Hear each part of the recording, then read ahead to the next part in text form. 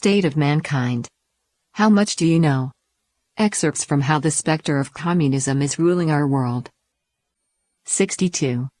The Severe Leftist Slant of University Faculties.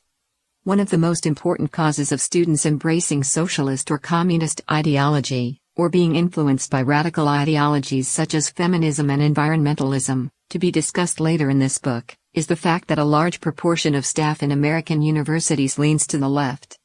In a 2007 study titled The Social and Political Views of American Professors, among the 1,417 full-time college faculty members surveyed, 44.1% considered themselves liberal, 46.1% moderate, and only 9.2% conservative. Among them, the proportion of conservatives in community colleges was slightly higher, 19%, and that of liberals was slightly lower, 37.1%.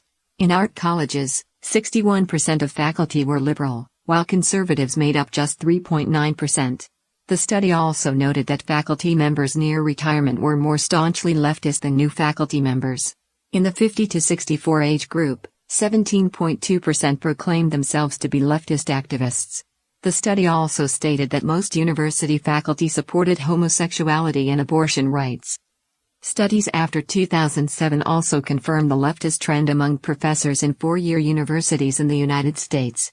A study published in Econ Journal Watch in 2016 surveyed the voter registration status of professors in the departments of history and social sciences in 40 leading U.S. universities. Among 7,243 professors surveyed, there were 3,623 Democrats and 314 Republicans, or a ratio of 11.5 to 1. Among the 5 departments surveyed, the Department of History was the most uneven, with a 35 to 1 ratio. Contrast this with a similar survey from 1968. Among history professors at the time, the ratio of Democrats to Republicans was 2.7 to 1. Another survey for four-year university faculty in 2016 found that the political inclination of the faculty was uneven, especially in New England. Based on 2014 data, the survey found that the ratio of liberal and conservative professors in colleges and universities nationwide was 6 to 1. In New England, this ratio was 28 to 1. A 2016 study by the Pew Research Center found that 31% of the people who had studied in graduate schools held liberal views, 23% tended to be liberal, only 10% held conservative views, and 17% tended to be conservative. The study found that since 1994, the people who had received graduate-level education had increased significantly in holding liberal views. Scholars who attended a seminar at the American Enterprise Institute in 2016 said that about 18% of social scientists in the United States considered themselves Marxists, and only 5% considered themselves conservative. Senator Ted Cruz once commented on the law school of a prestigious school he had attended. There were more self-declared communists in the faculty than there were Republicans, he said. If you asked them to vote on whether this nation should become a socialist nation, 80% of the faculty would vote yes, and 10% would think that was too conservative. Communism began its penetration of American education from the time it took root in the United States.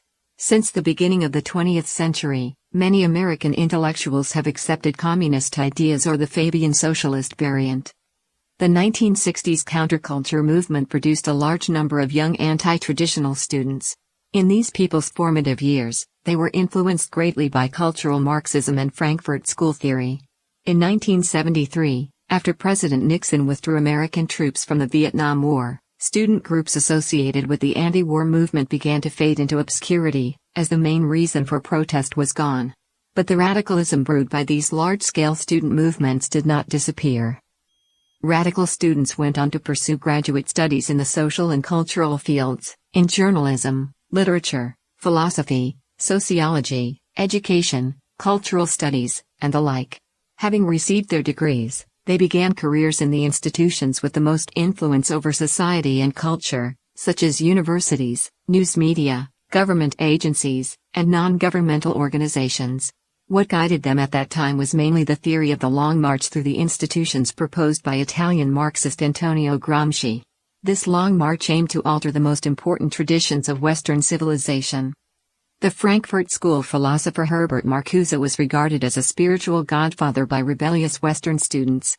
In 1974, he asserted that the New Left did not die, and it will resurrect in the universities. In fact, the New Left had not only managed to survive, its long march through the institutions was massively successful. As one radical professor wrote, "After the Vietnam War, a lot of us didn't just crawl back into our literary cubicles, we stepped into academic positions. With the war over, our visibility was lost, and it seemed for a while, to the unobservant, that we had disappeared. Now we have tenure, and the work of reshaping the universities has begun in earnest." The term tenured radicals was coined by Roger Kimball in his book of the same name, published in 1989. The term referred to the radical students who had been active in the anti-war, civil rights, or feminist movements of the 1960s and later entered universities to teach and obtain tenure in the 1980s. From there, they inculcated students with their system of political values and created a new generation of radicals. Some of these new radicals became department heads and deans.